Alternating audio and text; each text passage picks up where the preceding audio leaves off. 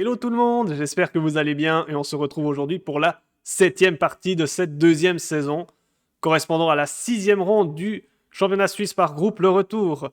Après une ronde d'absence où je n'avais pas pu jouer, vous vous en rendez compte certainement derrière moi, le fond a changé, effectivement, j'ai déménagé il n'y a pas longtemps, ce qui a fait que je n'ai pas pu jouer cette 5e ronde.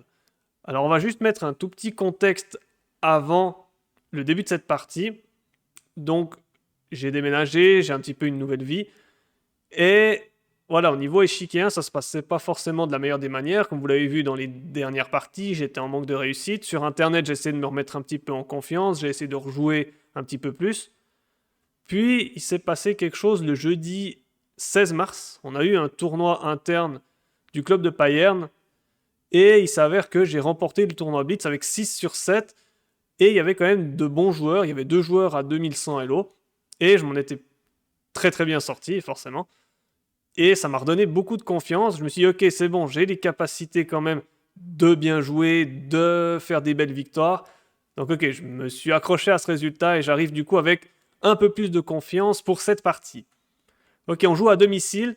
Donc c'était la partie de samedi passé, du 18 mars. On jouait contre l'équipe de Berne et c'est une équipe qui joue également les premières places, tout comme nous. Nous, on est actuellement 3e, Berne 4e, avec 1 point de retard sur nous. Et on a 2 points de retard sur le leader. Et je suis apparié au 2e échiquier avec les Noirs. Et je suis face à Nathalie Pellicoro, que vous voyez classée 19-19, cependant, classement à prendre avec des pincettes. Parce que déjà, c'est une jeune femme, elle a 21 ou 22 ans. Et surtout, elle est membre de l'équipe suisse féminine. Elle a récemment joué un tournoi par équipe féminine qui s'appelle la Mitropa Cup. Et elle a eu des bons résultats. Elle a battu plusieurs joueuses au-delà de 2000 Elo, notamment une joueuse à 2300 Elo.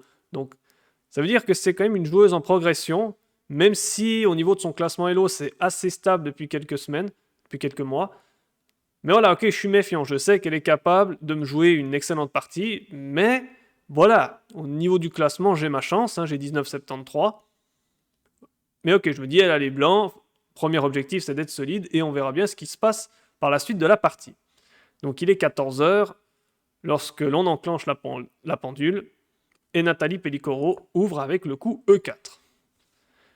Alors j'ai eu un tout petit peu de réussite parce que j'avais regardé l'équipe et les joueurs qu'ils avaient dans l'équipe et j'ai regardé quelques parties de la base de Nathalie Pellicoro. J'ai pas été trop loin dans le détail parce que j'avais pas envie de me faire avoir une 4e fois. Mais j'avais vu qu'elle jouait E4 et il y avait pas mal de parties sur la sicilienne. Et j'envoie du coup C5. Elle joue cavalier F3. Et il y a énormément de réponses sur D6, donc la nage d'or par la suite. Et sur cavalier C6, j'avais vu qu'elle jouait la Rossolimo avec fou B5. Et je me suis dit, ok, mais j'ai envie de varier. J'ai pas envie de jouer tout le temps la même chose. Et du coup, ce tournoi Blitz que je vous ai parlé tout à l'heure, il y a un joueur qui jouait la Sicilian Can. Et ça m'a un petit peu remémoré des souvenirs et me dire, ah oui, ça c'est une ouverture qui est assez agressive, qui est assez sympa à jouer, où on a entre guillemets le droit de faire des erreurs parce que c'est vraiment des positions qui sont compliquées. Et du coup, j'envoie E6 pour pouvoir jouer la canne. Alors la canne, c'est quoi? C'est sur D4, C prend, cavalier prend. Ici, on joue A6. L'idée est de contrôler la case B5. On va mettre la dame en C7, le cavalier en F6, le cavalier en C6.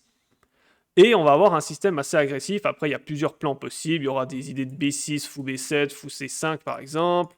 Il y a des fois des lignes avec H5 pour envoyer. Enfin bref, c'est assez compliqué. Mais j'avais révisé ça le matin même.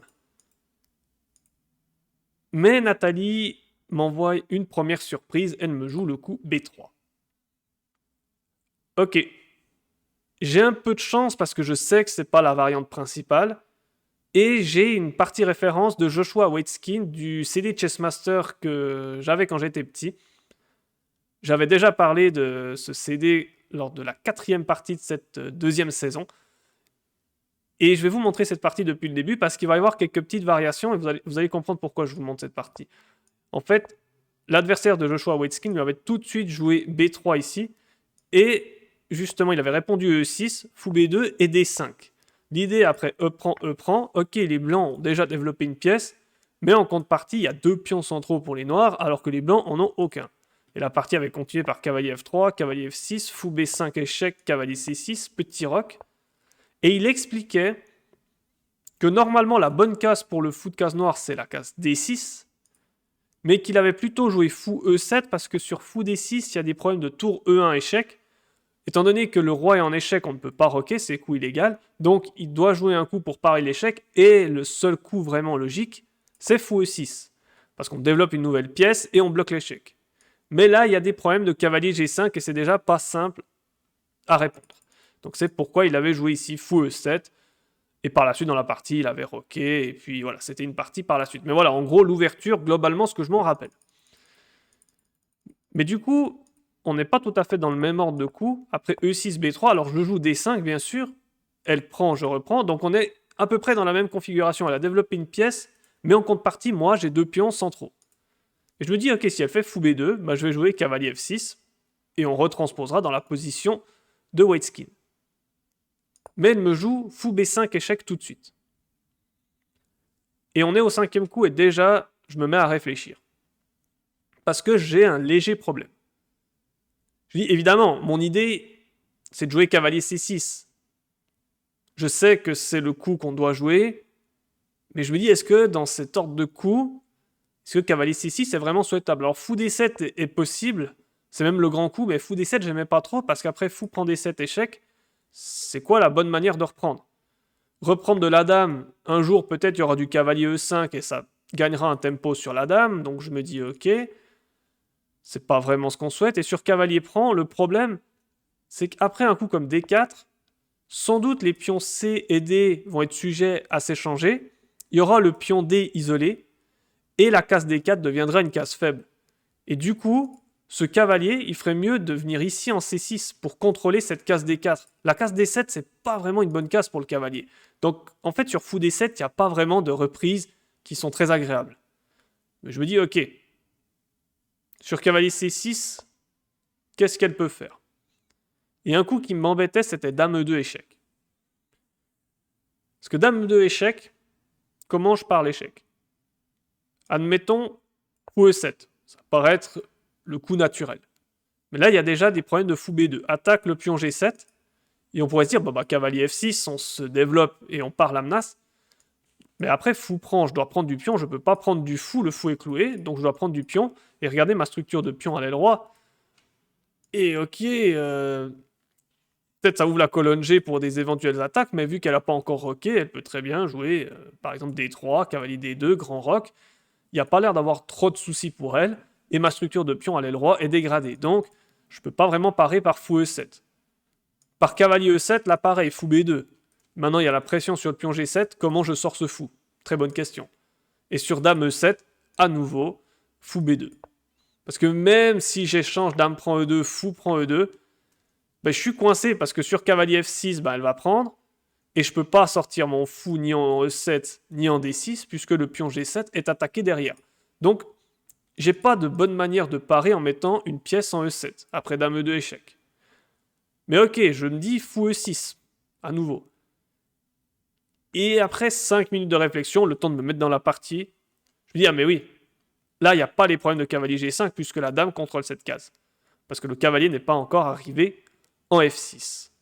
Donc ok, je me dis, après toute cette réflexion, je joue cavalier C6. Et ok, sur dame E2, je répondrai fou E6. Mais je me dis aussi, ok, j'ai déjà réfléchi 10 minutes, on est au 5e coup, si elle m'envoie des coups de tempo, je vais pas être bien. Mais c'est un petit soulagement quand je vois qu'elle prend 1 minute, 2 minutes, et je me dis, ok, pas de prépa, elle connaît peut-être pas la position tout simplement, et je me dis, ok, c'est bon. On est tous les deux hors théorie, et on va maintenant jouer une partie d'échecs. Bon, ok, si elle me fait fou B2, je joue cavalier F6, et je peux encore jouer quelques coups de prépa. Mais elle me joue cavalier E5. C'est pas le coup qui me fait le plus peur, et c'est pas un coup que j'ai trouvé très très bon sur l'instant parce qu'elle bouge 2 fois la même pièce dans l'ouverture. Alors ok, bon, son idée, hein, c'est simple, hein, elle attaque 2 fois le cavalier, il n'est défendu qu'une fois. Voilà, j'ai plusieurs manières de défendre ce cavalier et j'hésite entre plusieurs idées. La première idée que j'avais, c'était dame F6. Alors ça défend le cavalier et ça attaque le sien. Et en plus, ça le cloue à la tour. Mais je suis pas forcément fan de dame F6 à cause déjà d'idées de dame E2 et ça remenace cavalier prend prend C6, échec à la découverte. Et il y a également des idées de fou B2 et je me mets dans un vis-à-vis désagréable. Donc ok, je me dis peut-être dame F6 c'est pas la meilleure idée. Dame D6 c'est peut-être possible, mais c'est un peu bizarre de mettre la dame devant le fou. Et surtout, je me dis, ok, j'autorise peut-être des idées de dame H5, défendre le cavalier et attaque en F7. Ça peut être une idée. Puis après, si je fais G6, elle revient en E2, j'ai ce vis-à-vis là, il y aura le fou qui viendra en B2 sur la grande diagonale. Ok, ça, j'étais pas forcément fan, mais je me dis, en fait, tout simplement, au-delà de toutes ces variantes, je me dis, mais je voulais jouer une canne. Et la case de la dame dans la canne, c'est la case C7. Donc je me dis, ok, je joue dame C7. Je défends mon cavalier, j'attaque le sien. Et finalement, normalement, on doit jouer A6, vous allez me dire. Mais A6, le but, c'est de contrôler la case B5 pour que les cavaliers ne viennent pas. Mais là, à l'heure actuelle, aucun cavalier ne peut venir en B5. Donc, le coup A6 ne presse pas. Elle joue petit roc. Attention, petit piège, on ne peut pas jouer dame prend E5 à cause de tour E1. La dame est clouée au roi et c'est déjà terminé. Ok, bien sûr, j'avais anticipé ça et j'avais pensé à deux options. La première, c'était fou E7 et la deuxième, fou E6. L'idée, c'est de juste boucher la colonne E qui est ouverte, mon roi est encore au centre, juste boucher cette colonne E, comme ça on n'en parle plus, et de réattaquer du coup le cavalier au passage. Et j'allais jouer fou E7, j'avais vraiment ma main qui était prête à partir sur ce fou, quand je me suis dit, ok, mais je laisse peut-être une option qui peut foutre le bazar, c'est cavalier prend F7. Vous allez me dire, oui, roi prend F7, et là, il y a dame H5 échec. Alors, je vous montre la ligne que j'avais vue, c'était G6, dame prend D5, donc déjà 2 pions de récupérer pour la pièce de moins. Après, fou E6, dame F3, encore un échec, cavalier F6, et après, fou prend C6. Alors là, meilleur temps de reprendre avec la dame pour rentrer dans la finale, mais même dame prend, pion prend. Je me dis, ok, on est dans une finale, j'ai une pièce de plus, mais il y a déjà 2 pions pour cette pièce, et surtout, ma structure à l'aile dame est quand même bien fragilisée. Je me dis, ok, je dois certainement être mieux, bien sûr, mais j'ai pas vraiment le droit de faire trop n'importe quoi. Parce que là, si je commence à perdre mes pions, si je perds ces 2 pions, là, c'est terminé. Donc, ok, je me dis, plutôt que de laisser la possibilité de rentrer dans ces lignes un petit peu désordonnées, je fais fou E6, plus tranquille. Je défends F7, je défends D5, je bloque la colonne E. Donc pour l'instant, ce fou, c'est Spider-Man dans la scène finale pour l'instant. Mais c'est pas grave, il va être plus utile par la suite. Ok, elle réfléchit un peu, puis finit par me jouer fou B2, qui est le coup logique. Je fais cavalier F6 sans trop réfléchir. Elle joue D4. Elle vient contrer le centre. Et je viens en D6 finalement. Je dis finalement c'est bien ce fou, j'ai pu le mettre en D6 plutôt qu'en E7. Et je suis content de cette sortie d'ouverture. Finalement toutes mes pièces sont développées, j'ai plus qu'à roquer. Puis vraiment j'aurais terminé mon développement. Un bon contrôle du centre, ouais, tout va bien dans cette position. Une belle attaque également sur le roi avec ces 2 fous qui visent en direction du roi.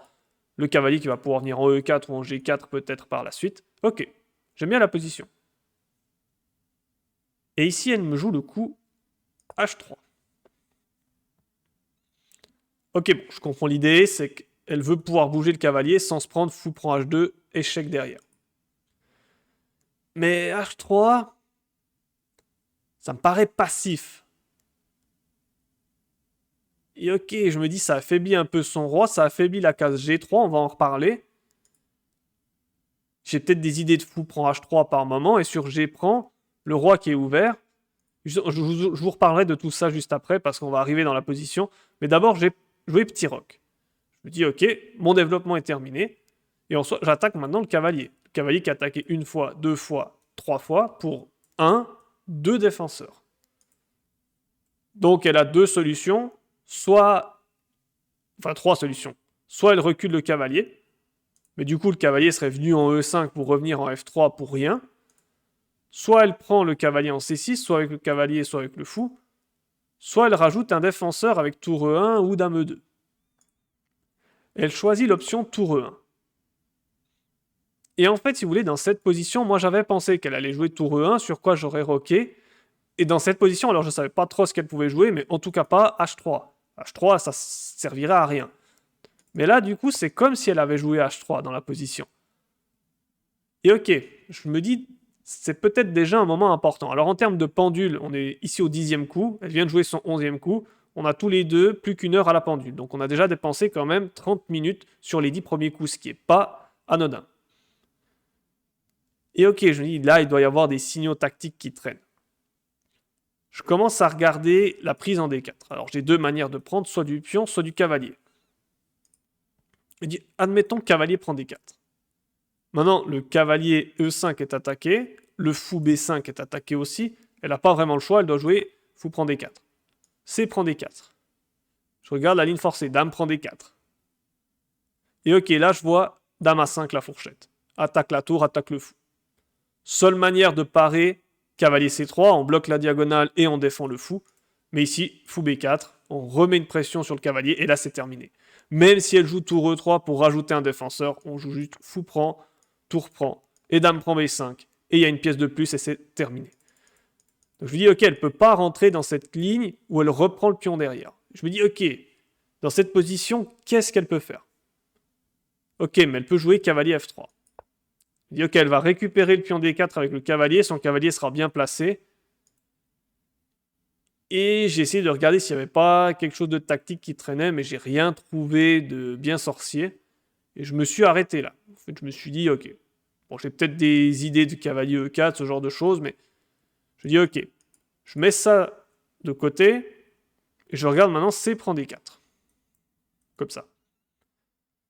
Et ok, je me dis C prend D4 maintenant.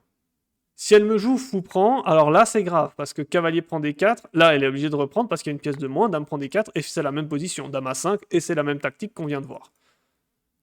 Donc je me dis, ok, sur C prend, elle peut pas reprendre ce pion D4, donc elle sera obligée soit de jouer fou prend C6, soit cavalier prend. Sur cavalier prend, je reprends, B prend C6, attaque le fou recule, et C5, je tiens mon pion de plus, qui est très bien placé, et ces deux pions qui sont très dérangeants pour ce cavalier, parce que le pion ici contrôle ces deux cases, et celui-ci ces deux cases. Donc le cavalier a très peu de possibilités de développement, même si on se dit cavalier D2 pour contourner le pion D4, mais le pion D5 va à nouveau poser des problèmes. Donc ok, là il y a un pion de plus, contrôle du centre, c'est totalement gagnant. Donc je me dis, elle est obligée de jouer fou prend, puis on prend, puis maintenant fou prend D4.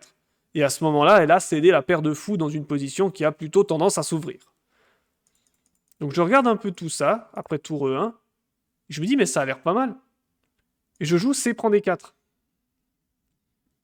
Et en fait, j'appuie sur la pendule, je suis en train de noter mon coup, je regarde un œil sur la position, et je me dis, ouais non, mais c'est pas possible en fait.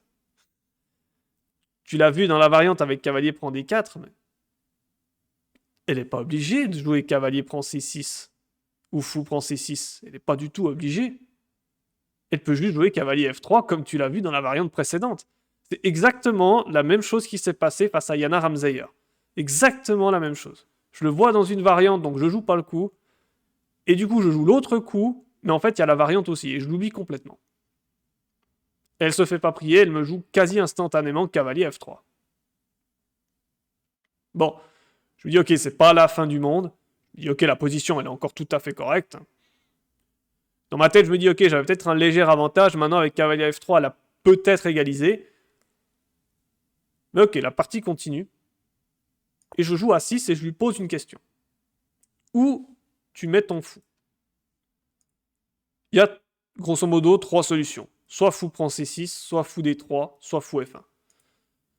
Alors, ouais, parce que fou A4, pas possible à cause de B5. Et fou E2, bon, fou E2, ça bloque la tour. C'est pas l'endroit où on a envie de mettre le fou. Fou prend C6, je me suis dit, ok, bah je fais B prend C6. Et après, cavalier prend D4, je garde ma paire de fous. Et ok, je me dis, j'ai le centre, j'ai la paire de fous dans une position qui a tendance à s'ouvrir. Et je me dis, ok, la partie continue et j'ai le sentiment d'avoir quand même une assez bonne position. Je me dis, ok, ça c'est possible. Sur fou D3, je me dis, ok, fou D3, j'ai peut-être fou C5 maintenant. Je maintiens toujours mon pion de plus, parce que maintenant je le défends 2 fois et il est attaqué 2 fois. Je vais retirer toutes ces flèches, donc attaqué 2 fois, défendu 2 fois. Le fou, maintenant, empêche la dame d'attaquer le pion D4, et le même problème que tout à l'heure, c'est 2 pions qui dominent complètement ce cavalier. Donc elle a beaucoup de mal à se développer sur l'aile dame. Donc elle joue le coup quand même le plus logique, elle joue fou F1. Donc maintenant, il y a 3 pièces qui attaquent mon pion contre un seul défenseur. Mais ok, j'avais quand même prévu le coup, et je joue fou C5. Maintenant, je rajoute un défenseur, mais je lui dis, après tous ces échanges, si elle échange, il y a le pion C2 qui traîne derrière. Je vous montre, cavalier prend, fou prend, dame prend, et dame prend C2. Et dans cette position, je tiens mon pion de plus, et la partie continue. Et je me dis, ouais, sur fou C5, c'est quand même fort, parce que en fait, j'ai le placement de pièces de la position de Joshua Waitzkin. Avec le fou en C5, la dame en C7, le fou en E6. Et d'ailleurs, je vais jouer des coups un peu random, mais après A3, par exemple, A3, c'est juste un coup comme ça. D3, fou prend, et j'ai déjà des idées de fou prend H3, G prend H3, et dame G3 échec, que je vous parlais tout à l'heure. Le fou cloue le pion F2, et il y a déjà des gros problèmes. Roi H1, fou prend F2. Déjà là maintenant, j'attaque la tour, même si bon, le fou est tellement puissant qu'on s'en fout un petit peu. J'ai des idées de dame prend H3 avec des thèmes de maths qui traînent, le cavalier qui peut revenir, alors peut-être en G4, peut-être en H5 puis G3. Il y a vraiment beaucoup de choses qui peuvent se passer dans cette position, vraiment à mon avantage. Alors bien sûr, il faudrait encore calculer, peut-être fou prend H3 tout de suite, c'est trop tôt, mais voilà, c'est dans les idées. Normalement, dans les idées, j'ai des gros thèmes d'attaque. J'ai aussi des idées de mettre le cavalier en E4, ça remet une pression sur F2. Donc je me dis, ok, certainement, ce qu'elle a de mieux à faire, c'est de prendre tout de suite en D4 et d'accepter de jouer avec le pion de moins dans le milieu de jeu. Et c'est ce qu'elle joue. Elle joue cavalier prend D4. Et je me suis dit, ok, bon, je vais pas tergiverser trop longtemps. Je me dis, j'ai déjà employé pas mal de temps à la pendule, donc je vais rentrer dans cette variante avec le pion de plus. Donc cavalier prend, fou prend, dame prend, et dame prend C2 en fin de ligne. Ok, j'ai gagné un pion, mais je suis pas non plus ultra satisfait, parce que mon pion de plus, déjà, il est isolé. Et sa dame est quand même très bien centralisée, alors que la mienne, ok, elle est dans son camp, mais après, je me suis dit, elle va sans doute jouer fou D3, et je dois reculer. En C7, par exemple. Ok, bon, ça joue toujours, j'ai mon pion de plus, mais j'ai pas l'impression d'être à -1. J'ai plus l'impression peut-être d'être à -0,5. Ouais, d'avoir un léger avantage, de me dire, ok, si le pion isolé part, s'il se fait capturer, c'est pas grave, on reviendra à égalité matérielle. Donc c'est une faiblesse, mais c'est pas une faiblesse qui, si je la perce, la partie est terminée. Donc je me dis, ok, à voir comment ça se passe. Mais elle me joue pas fou D3, ici elle me joue cavalier C3. Et ça m'arrange parce que je me dis, ok, je vais pouvoir revenir en G6 et continuer à mettre des pressions sur le roi. Mais je me dis, ok, est-ce qu'il faut tout de suite que je joue dame G6? Alors, bien sûr, je ne dois pas traîner, parce que sinon, il y a fou D3 qui arrive et je ne peux plus rejouer dame G6. Et, ok, je mets dame G6 tout de suite.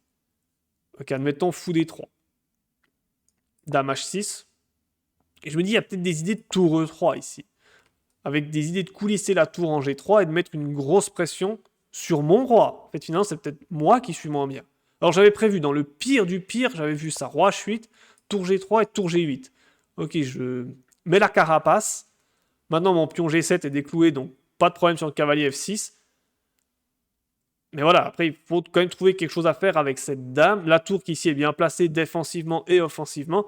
Ces pièces sont quand même assez actives, surtout ces 3 pièces-là sont très actives. La tour qui va pouvoir revenir en jeu également, soit E1, soit C1. Non, pas C1 justement, peut-être en E1. Voilà, en fait, c'est plus elle qui fait le jeu. Mon fou E6 qui est un mauvais fou qui sert juste à défendre le pion D5 maintenant. Ok. Mais je me dis comment est-ce que je peux empêcher ça? Et là, je calcule. J'essaie de calculer vraiment du plus loin que je puisse. Et je vois une idée. Je commence par jouer tour AC8. Okay. J'attaque le cavalier. Donc elle le défend par tour AC1, qui est le coup logique. Maintenant, je joue dame G6. Elle joue fou D3. Et maintenant, je fais dame H6. Et en fait, ce qui change, c'est que j'ai la tour C1 dans le viseur. Ce qui fait qu'elle ne peut pas faire n'importe quoi avec sa tour. Elle ne peut pas, par exemple, jouer tour E5 pour remettre une pression sur le pion, parce que maintenant, dame prend C1, échec. Et c'est toute l'idée de l'introduction de ce coup, tour C8, tour C1. Mais ok, quand même, dans cette position, je vais vous montrer que j'ai également regardé fou F5, en disant je me débarrasse de mon mauvais fou. Mais là, déjà, elle peut reprendre le pion D5. Et en fait, je ne peux pas faire grand-chose. On pourrait croire que je gagne une pièce. Après, cavalier prend D5. Important, d'abord, tour prend C8, tour prend C8, dame prend D5, fou prend D3. On a l'impression que je gagne une pièce. Mais ici, il y a un coup qui permet de la récupérer. C'est le très joli tour D1. Et en fait, mon fou ne peut pas bouger. Parce que si je bouge le fou, il y a dame D8 mat. Et je me prends le mat du couloir. Très joli d'ailleurs. Il y a une dame et une pièce contre une tour. Mais finalement, la tour, elle seule, qui mate le roi, c'est assez joli. Donc en fait, après tour D1, dans cette position, je dois lâcher la pièce. Donc je perds finalement mon pion D5, qui est mon pion de plus, qui est en fait la raison pour laquelle finalement j'ai pris le pion C2. C'est quand même dommage de lâcher ce pion. Et je suis venu en H6 plutôt qu'en G5, parce que je me suis dit en G5, il y a peut-être des idées de tour E3, et peut-être même de tour G3. Peut-être même tout de suite sans écarter la tour, avec des menaces de dame prend F6 qui traînent derrière. Enfin bref, bien même, elle écarte sa tour, puis tour G3. Et je perds un temps sur la dame. Donc je me dis, ok, je fais dame H6, comme ça, sur tour E3, il n'y aura pas de problème de tour H3 à cause de son coup H3 de tout à l'heure. Et ok, je me dis, qu'est-ce qu'elle peut faire dans cette position? Et après, mûre réflexion, elle me joue tour C2. Et finalement, elle me rend la balle et elle me dit, bah maintenant c'est à toi, qu'est-ce que tu fais? C'est vrai que j'ai pas énormément de coups. C'est que madame, je peux pas en faire grand chose, mon cavalier m'en fout non plus. Donc il faut encore que j'améliore mes tours. Et ici, je joue tour C6. Mon idée, déjà, je peux doubler.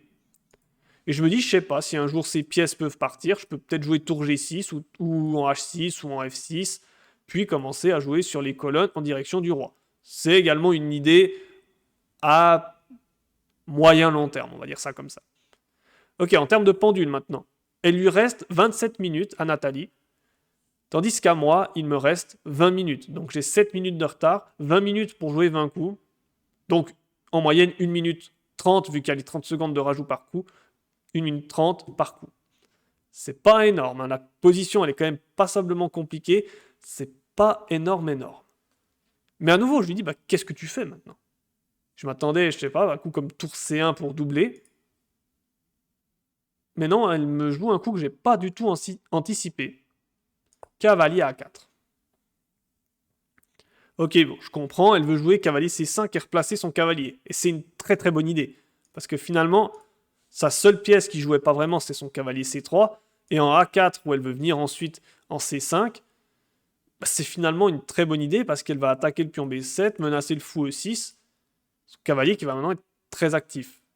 Je me dis, ok, mais il faut que je trouve maintenant quelque chose quand même qui dynamite la position. Parce que je ne peux pas laisser mon adversaire améliorer ses pièces comme ça. Et là, en fait, vraiment, je me dis, ok, j'ai 20 minutes. Je me dis, ok, calcul, essaie de calculer le plus loin possible. J'essaie de regarder un maximum de lignes. Parce que là, je me dis, ok, c'est le money time. Je sais que là, maintenant, c'est le moment où il ne faut pas se planter. Je commence par jouer tour prend C2. Ok, elle reprend, fou prend C2, et j'amène mon autre tour. Tour C8. J'attaque son fou. Ok, elle me joue le coup que j'attendais, cavalier C5. Donc elle active son cavalier, tout en défendant son fou, du coup. Et là, j'ai deux coups possibles. Je regarde deux coups. Soit B6, soit fou prend H3. Et j'ai le sentiment qu'il y en a un qui est bon et l'autre qui est très mauvais. Et ok, je commence par calculer B6. Je me dis, ok, B6, elle va jouer cavalier prend E6, c'est son seul coup. Je me dis, qu'est-ce que je peux faire? Je me dis, tour prend C2. Je me dis, c'est intéressant. Je commence à avoir des idées d'attaque, mais je me calme parce qu'il y a cavalier F4. Ici, son cavalier qui est très très bien placé maintenant. Mon pion D5 qui va sans doute tomber. J'ai des problèmes avec mon roi, la 8e rangée qui est faible. Alors bien sûr, hein, j'ai regardé également que le cavalier pouvait contrôler la case E8 pour pas me prendre des tours E8 mat. Mais là, maintenant, après cavalier prend D5, dame prend B6, peut-être. Il y a trop de menaces. Je me dis, ok, ça va pas. Donc je suis obligé de jouer F prend E6 dans cette position. Mais après, juste un coup comme fou D3. Elle part donc la menace de tour prend C2. Mais là, j'ai un pion, deux pions, trois pions qui sont menacés. Et finalement, j'ai rien. J'ai rien et mon roi est faible. Il y a des courants d'air devant le roi, regardez. Et je me dis finalement, c'est mon roi qui est faible. Et ok, maintenant je calcule fou prend H3, G prend H3, B6 maintenant. Je me dis ok, maintenant j'attaque son cavalier. Si elle bouge le cavalier, il y a le fou derrière. Je me dis ok, il faut que je sois quand même méfiant des maths sur la 8ème. Mais ok, j'ai essayé de faire la part des choses, de me dire qu'est-ce qui est bien, qu'est-ce qui est pas bien. Il me reste 12 minutes à la pendule. Je me dis ok, il faut que tu prennes ta décision. Et finalement, je vais prendre la décision de rendre son roi faible plutôt que le mien. Donc je joue fou prend H3. Et j'ai l'impression qu'elle a raté ce coup. Parce qu'elle a été un peu surprise. Ok, elle joue très vite, elle est obligée. Hein. On pourrait se dire, elle peut jouer un coup comme fou D3 par exemple. Mais en fait, juste maintenant, fou G4. Il y a deux pions de plus, il y a une belle attaque sur le roi. C'est pas trop souhaitable. Donc, peut-être d'ailleurs, sur fou D3, peut-être B6 d'abord. Enfin bref. Donc sur fou prend H3, je joue G prend H3. Je réponds B6, tempo. Et à nouveau, elle a plus de 20 minutes à ce moment-là. Moi, il me reste 12 minutes, mais elle lui reste plus de 20 minutes. Mais elle commence à prendre beaucoup de temps. Ok, elle sent, elle aussi, je pense, qu'elle ne doit pas se tromper. Elle joue cavalier prend A6. Je joue tour prend C2. Alors bien sûr, il n'y a pas de tour E8 parce que le cavalier défend la case. Ça, j'avais vu au moment de jouer tour prend C2 d'avant, avec l'échange des tours. Mais ok, j'ai vu cette position et je me suis dit, il y a deux prises de pion possibles, soit dame prend B6, soit dame prend D5. Si elle fait dame prend D5, bien sûr, je ne peux pas jouer cavalier prend D5. Il y a tour E8 mat. Et je me dis, qu'est-ce que je peux faire? Je me dis, sans doute, je ne peux pas aller capturer le pion H3 non plus, parce que maintenant, c'est la dame qui mate, avec dame D8 mat. Donc, je dois sans doute jouer dame G6, échec. Et là, bah, elle peut peut-être même juste jouer dame G2. Et même si j'échange, admettons dame prend G2, roi prend G2 et tour prend A2, bah finalement j'ai qu'un pion de plus. Mon roi est assez faible, son roi est assez actif. Sa tour ok, ma tour attaque son cavalier. Peut-être que je peux récupérer le pion B3, mais c'est pas si simple que ça à gagner. Il n'y a qu'un pion de plus. C'est jamais évident à gagner ce genre de finale. Donc je me dis, ok, peut-être dame prend D5, elle arrive encore à tenir. Mais elle me joue dame prend B6. Et ok, je me suis dit, dame prend B6, ça, c'est une erreur.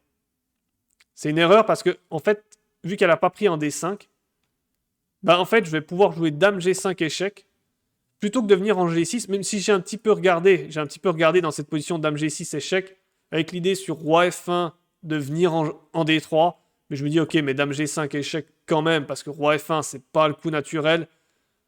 Elle part plutôt du côté en H1, qui en tout cas, pour mon niveau, qui me paraît être le coup naturel. Et ok, là à nouveau, je dois prendre une décision entre H6 et H5. C'est les deux coups que je regarde. Et je me dis, H5, c'est le coup que je voulais jouer de base. Me dire, ok, j'avance le pion, peut-être qu'il viendra en H4 plus tard.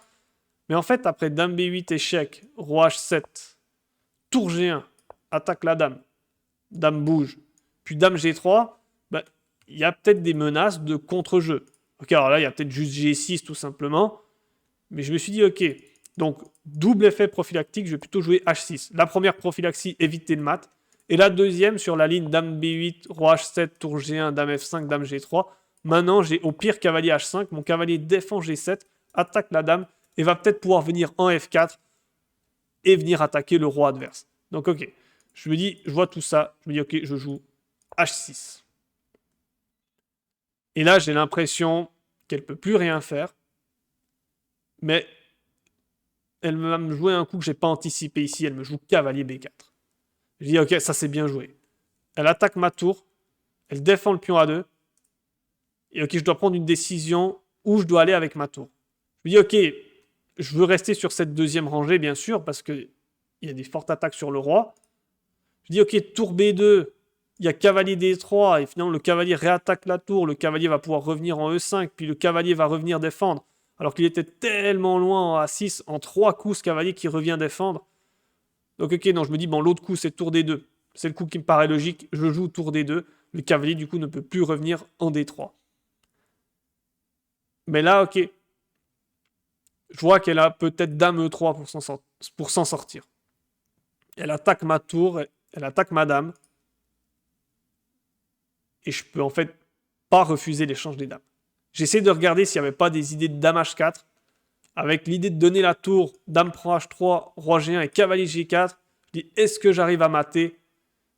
Mais non, il n'y a rien, parce que le pion F2 est défendu par la dame, et au pire du pire, il y a juste tour E3, et après cavalier prend, juste pion prend, et il y a le cavalier B4 en plus, et c'est terminé dans cette position.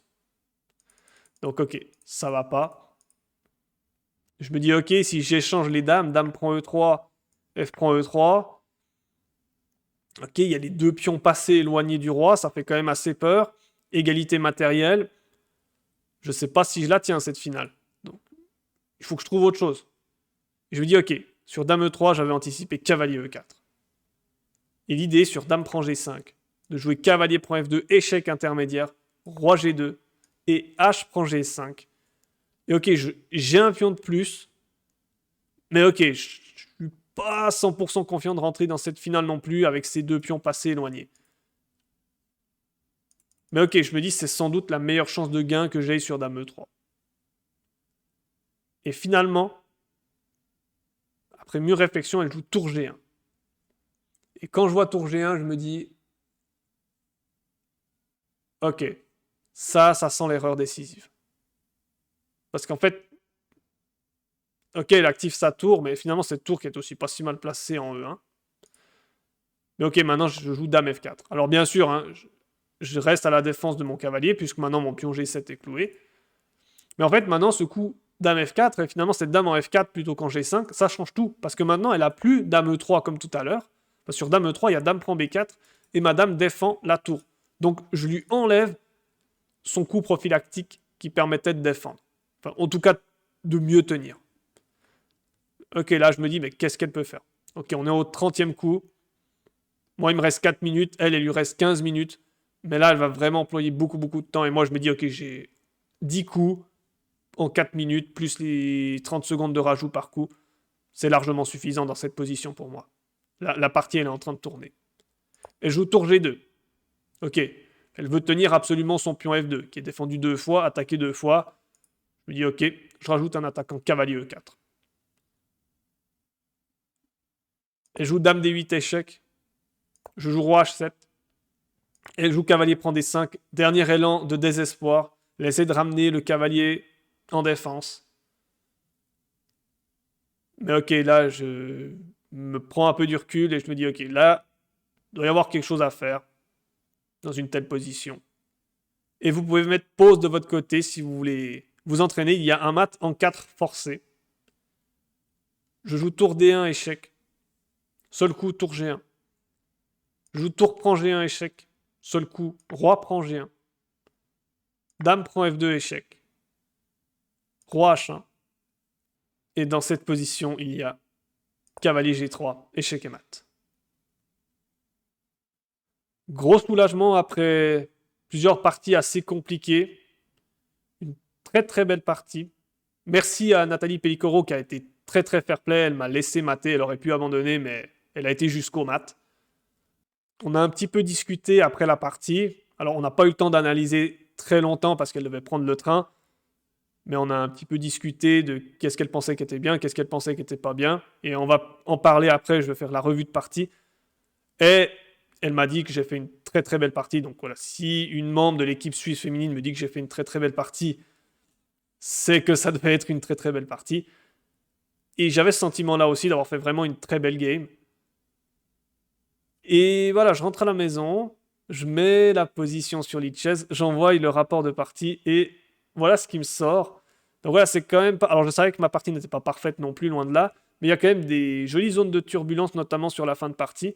83% de précision, c'est pas non plus énormissime. Donc ok, ce qu'on va faire, c'est qu'on va faire la revue de partie depuis le départ. Je vais vous mettre les annotations cette fois-ci. On va s'arrêter quand il y aura des erreurs ou des gaffes. Donc ok, bon, l'ouverture, ça va. Et ok, déjà là, voilà, cavalier E5. Cavalier E5, c'est imprécis. Je pense, voilà, le fait de jouer 2 fois la même pièce, voilà, généralement, c'est pas recommandé. Là, c'est pas une exception qui confirme la règle. Donc dame C7, petit roc, fou E6. Oui, fou E6. Alors fou E6, c'est imprécis. Parce qu'en fait, finalement, il n'y a pas besoin de craindre tour E1. On peut juste jouer fou D6. Et finalement, elle est obligée de reculer le cavalier. Ou bien de prendre le cavalier en C6. Parce que... Ouais, non, mais même F4, ça, c'est vraiment pas quelque chose qu'on veut jouer. Puis de toute façon, ça perd un pion. Puis tour E1, ça marche pas parce que fou prend E5. Alors peut-être, oui, il y a F4 maintenant. Mais bon, moi, ça ouvre la diagonale ici. Peut-être même juste F6, hein, peut-être. Juste F6, prise, prise. On a un deuxième pion passé. Bon, là, c'est vraiment de l'analyse très rapide. Mais en gros, voilà, tour E1, c'est pas normalement quelque chose de possible. Donc, ok, fou E6, un petit peu trop prophylactique. Mais bon, après, c'est pas une erreur non plus. Soit ça me passe de moins 0,6 à 0. Voilà, j'ai plus l'impression que c'est du bruit de mesure. Hein, voilà. Fou B2, cavalier F6, ça va. Allez, D4, elle m'avait dit qu'elle n'était pas très contente de ce coup et qu'elle aurait peut-être mieux fait de jouer F4. Puis je lui ai dit non, moi ça me paraît être le coup naturel parce qu'on doit contrer le centre à un moment ou à un autre. Et ok, son coup D4 est totalement validé, donc ça c'est bon. Donc fou D6, H3. Ouais, H3, l'ordinateur dit pas imprécis, mais c'est à la limite. Hein. C'est vraiment, quand on voit l'écart, ça passe de moins 0,3 à moins 0,7. C'est vraiment à la limite d'une imprécision pour l'ordinateur. Et voilà, tour E1. Tour E1, c'est une erreur. Et C prend D4, c'est une erreur. Et ça, c'est une vraie erreur. Parce que là, vraiment, je dois jouer cavalier prend. Et là, je rentre en fait cavalier prend, fou prend, pion prend, cavalier F3. Ça, c'est la ligne de l'ordi. Et maintenant, cavalier E4. Tout simplement, je sais pas en fait, je me suis dit, est-ce qu'elle a juste cavalier D2, elle va échanger les cavaliers. Je sais pas, j'ai pas forcément cru. Je sais pas trop pourquoi. Enfin voilà. Donc j'ai plutôt joué C, prend D4, cavalier F3, A6. A6 c'est imprécis. Mais en fait c'est imprécis parce qu'ici si elle joue fou, prend C6, elle égalise. Mais elle joue fou F1 et fou F1 du coup c'est une erreur parce que je reprends un petit avantage. Ok, fou C5 c'est bon, cavalier prend D4. Et cavalier prend D4, ça par contre à nouveau c'est une erreur. Et là j'aurais dû jouer cavalier E4. Clairement j'aurais dû jouer sur l'attaque. Et je sais pas trop pourquoi j'y ai pas pensé. Parce qu'en fait, maintenant, son cavalier D4 est cloué. Je sais pas, je me dis, mais je sais pas, C3, puis cavalier D2, elle va échanger les cavaliers. J'avais pas l'impression d'avoir assez de temps, mais en fait, oui, finalement, j'avais assez de temps pour mener une attaque. Donc, mais ok, bon, ce que j'ai fait, c'est le deuxième coup, et ça me donne un avantage de moins 0,7. Donc voilà, pas un pion complet. Donc, fou prend, dame prend, ok. Et à partir de là, ça va. Ok, tour C1, dame G6, fou D3, dame H6. Ok, dame H6, il dit que c'est pas le meilleur coup, que dame G5 était ok, mais ok. Dame H6, ça va, c'est acceptable. Ok, on arrive là. Ok, ouais, fou prend H3, bon. J'ai mis aussi la partie sur Chesscom. Chesscom me dit coup brillant. Après, voilà. Est-ce que c'est vraiment un coup brillant? Des fois, j'ai un peu de peine avec les coups brillants de Chesscom. Oui, ok, c'est un sacrifice de pièces, mais je récupère la pièce immédiatement derrière avec B6. Voilà, des fois, Chesscom, il y a des considérations stratégiques, mais énormissimes, et tout juste, il te dit, ouais, c'est un excellent coup, enfin, un bon coup, sans te dire que c'est un coup brillant, et des fois, juste des tactiques en deux, où tu perds même pas forcément du matériel, il dit que c'est un coup brillant, bon, voilà. On va dire, voilà, l'ordi Chesscom. Et voilà, dame prend B6, et dame prend B6, effectivement, c'est une gaffe. Mais c'est pas dame prend D5, le coup dame prend D5 est aussi une gaffe, donc j'avais pas le bon coup. Et le bon coup, c'est cavalier B4 tout de suite. Parce qu'en fait, après tour D2, dame prend B6, on va dire dame G5, roi H1, H6, bah finalement, vous allez dire c'est la position de la partie. Mais du coup, je pense que vous allez me voir venir, mais il y a encore quelque chose qui n'allait pas par la suite. Et cavalier B4, ça permettait d'éviter la ligne que j'aurais pu voir par la suite. Donc, dame prend B6, c'est une gaffe. Okay, dame G5, c'est une erreur. Ouais, là, par contre, pour moi, on est dans le détail d'ordi. Dame G6, échec, eût été meilleur pour empêcher roi F1. Parce que voilà, là maintenant, roi H1, c'est une gaffe, mais bon. Le meilleur coup, c'est roi F1. C'est pas spécialement le coup naturel. H6, imprécis. En fait, finalement, il dit que G6, c'est mieux. Bon, ok. Là, c'est À nouveau, considération d'ordi. Cavalier B4, c'est une erreur. Et ouais, là maintenant, tour D2. Et en fait, tour D2, c'est une grosse gaffe.